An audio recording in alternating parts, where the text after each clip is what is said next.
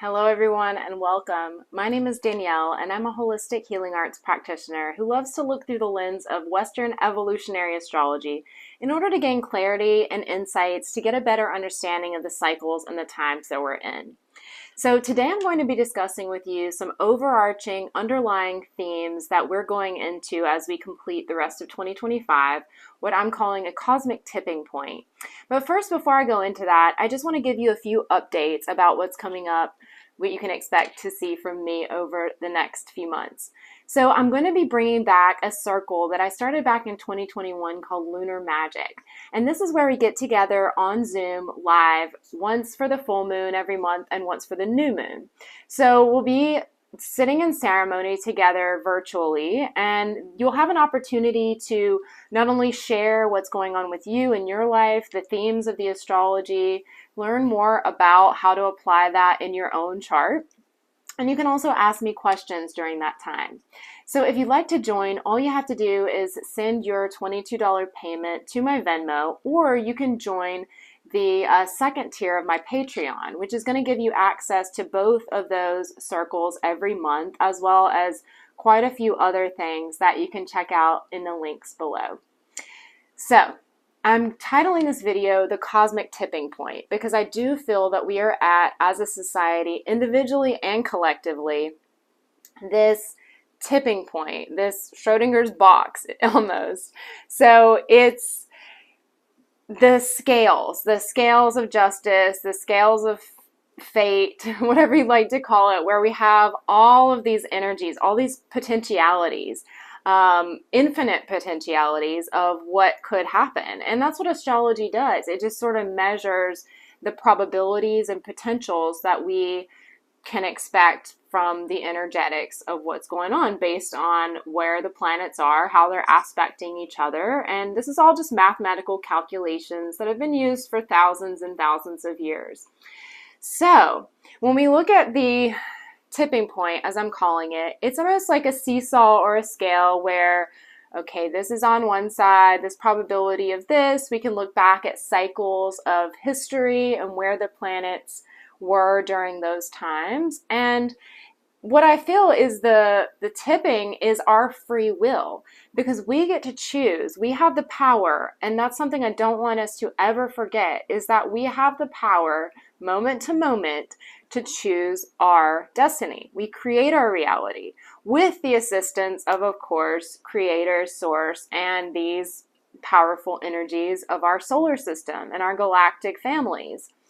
So we have these seesaw scales, if you will, and it's like, could go this way, but I choose to embody the energy in this form. So there's always a choice in every single moment.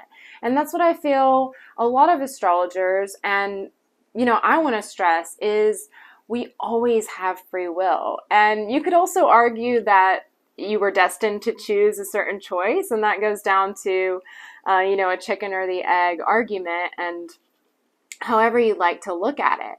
But when we look at these overarching and underlying themes of the time that we're in, you can think about these grand cycles of these outer planets as gears or wheels on like a big clock. And these gears are turning and the cycles are moving. The planets each have their own cycle going around the sun.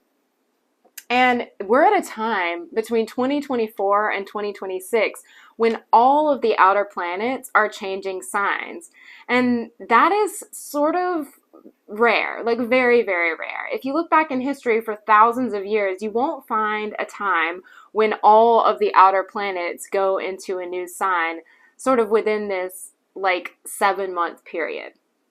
Now, Pluto, between 2023 until last November, has moved into the sign of Aquarius, where it'll stay until 2044. The last time Pluto was in Aquarius was, of course, 1776, which was a revolutionary time, of course, French Revolution and the American Revolution. And then if you look at Neptune has a 165-year cycle. So the last time Neptune was in Aries was between 1861, I believe. And of course, we saw a revolutionary time period for the American Civil War, but of course also that was during the Industrial Revolution, where the printing press and things like that were becoming the advancements that we saw in the technology and the causes that people were fighting for. So we want to also not just look at the historical events that took place, like, oh, it was a war then, so it will be a war now. Well, if we choose it, that will be that. But we have to look at the reason behind the war, the reason behind the revolution. So again, Neptune, Pluto, Uranus moving into a new sign this year to Gemini. The last time Uranus was in Gemini was between 1941 to 1947. Again, World War II, but revolutionary technological advancements, economical changes. You know, think about all the inventions that were happening at that time. And Uranus was also discovered in the sign of Gemini. So celebrating, you know, its own revolutionary times. And I'm going to make a separate video going into each one of these planets individually, but these are just the overarching themes. So then Saturn coming into the sign of Aries for the first time since 1996. That's another 33-year cycle. And meeting up with Neptune, which it hasn't done since 1989, which of course is where we saw the fall of communism and the fall of the Berlin Wall. And again, not just the fighting behind any of this war energy, but the reasoning. Why did they choose these causes? What did it mean to them? And what was going on within individually? So we can now consciously look at these cycles and we can see where, oh, okay, that choice was made then, and now we can have the power of our free will to make different choices today. So as I said, you can think about it as these grand gears on a clock, or this divine harmonics of the universe, where it's all in this, it feels chaotic, of course. I want to acknowledge it does feel chaotic, but it is this divine orchestration of the planets moving in their perfect cycle. They're perfectly orchestrated to go where they go and when they go there. And this is a rare, rare time. So that's really just what I want to emphasize today, is that it is a tipping point because of how rare it is. Because we haven't seen this. And as far back as astrologers can look in history, we have not seen all of these planets moving into new signs at the same time.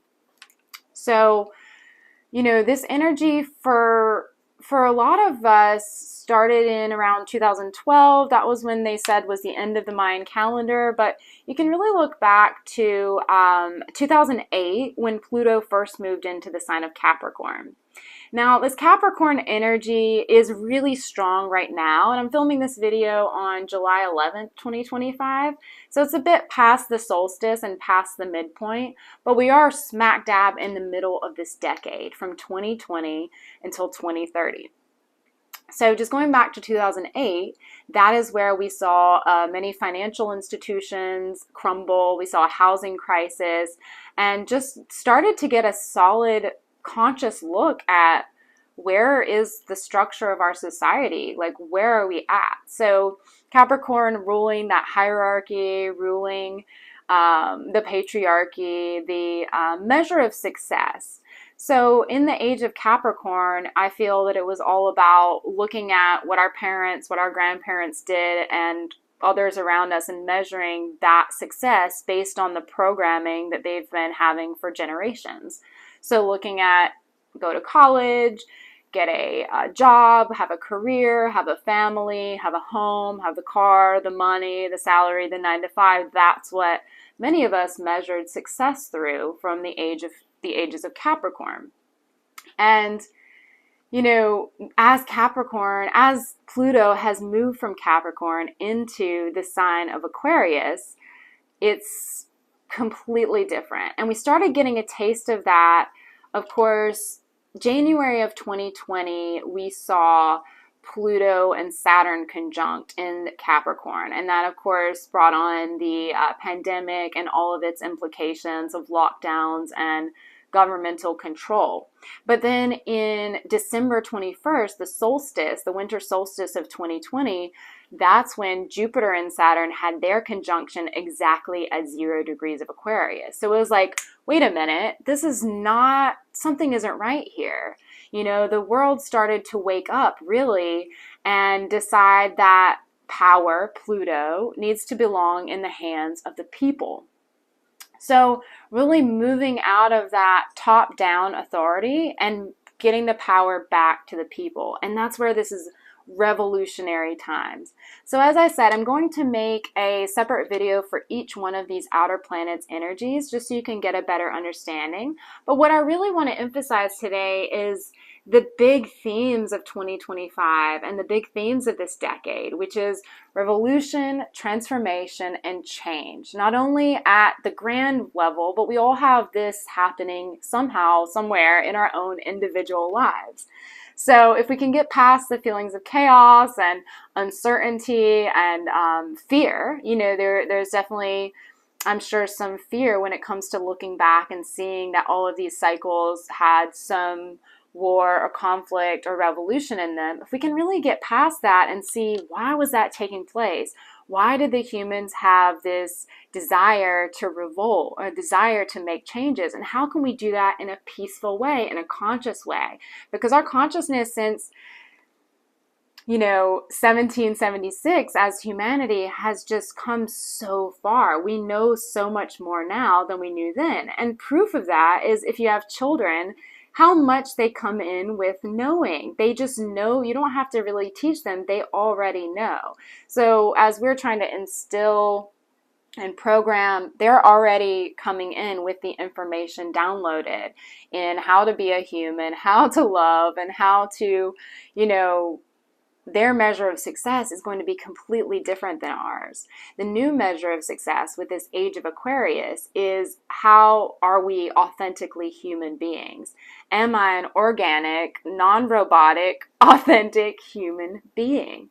And do I want to have technology inserted in me? Do I want to have technology permanently attached to me every moment of the day with all of these frequencies around me? So there's so much of that that we do have a choice in, and then so much that maybe we do not.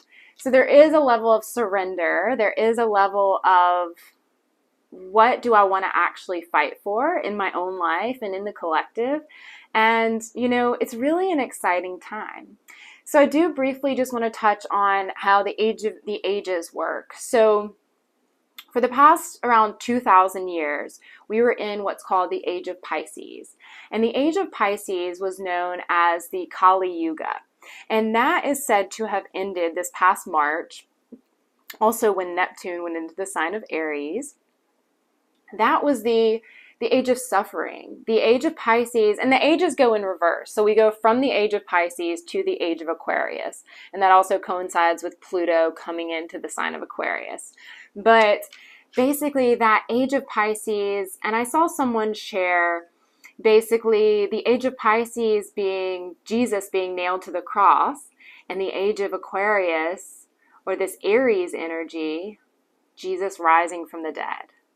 So carrying this cross, carrying this burden, feeling sorry, this woe is me, the suffering of the world, of my own life, and just taking it all on, and, you know, I never get back what I put in, and all of that is so age of Pisces. Now is the time when these outer planets move into Aquarius, into Aries, where we take responsibility for our healing, where we take responsibility for every aspect of our life, where we know that every aspect of us is an aspect and a fragment of God, of Source. So that is where we can become empowered with this. And that is where I feel many of these higher structures or top-down authorities do not wish for us to discover our power. But we have to realize that the power lies in every moment where we have a choice to use our free will in a conscious way to benefit or uplift one another and share from the heart, to use love as our biggest weapon. You know, when things are poking and prodding at us, if you've ever seen the experiment where the black ants and the red ants were put into a jar and they shake up the jar, and basically the red ants start fighting the black ants. And instead of fighting one another, that's where we look at who's pulling the strings, who's shaking the jar. And all we have to do is follow the money, follow the obvious signs of who would benefit from this, who would benefit from me feeling disempowered in this moment. And how can I flip that around, flip the script, and take the power back into my own hands? This is coming up a lot of root chakra and heart chakra themes. Another thing that we may be feeling during this time are our psychic gifts, our intuitive powers coming online. So whether that may be telepathy or claircognizance, clairvoyance, clairsentience, just having this knowing and this intuition coming from, you don't know where it comes from, but it just comes right in from source, from your galactic family, from your higher self, wherever the answers are coming from, and then just trusting yourself. So it also brings in our solar plexus, where we can really just have that bravery and trust ourselves to know this is the answer for me, this is what's right for me, and I know this is what I have to do. So I hope that's helpful. I do hope that this is empowering for you. And as I said, I'm going to be breaking this down because I have so much to say about these cycles and what we're moving through. And I do also just want to validate the intensity and the difficulty that this can be. We're in, I feel, the most challenging part of humanity's evolution up to this point. And, when we take that power into our own hands, when we take our own power back and use it for the force of good, that is how we transform and how we evolve as humanity. And another thing that I just feel the need to mention is conscious conversations. So I'm also going to do a series about the teachings of the Celestine prophecy because it's been so beneficial for me. But one of the things that's mentioned in that book is how conscious conversations are the sole way that humanity evolves. So in a moment of anger, in a moment of fear, of being hurt, we can take a second and step back without reacting and then think about it and have a conversation with one another without letting all of our dramas and all of our control and all of our fear get in the way. So I hope that's helpful for you. I hope to see you on some of the lunar magic. Again, I'm going to place those links below. So if you'd like to join, all are welcome. You do not have to have any astrological affinities or interest. It may be helpful for you too, but you definitely can just come as a beginner and listen and learn and connect with others who are on this path of ascension and this path of spiritual awakening.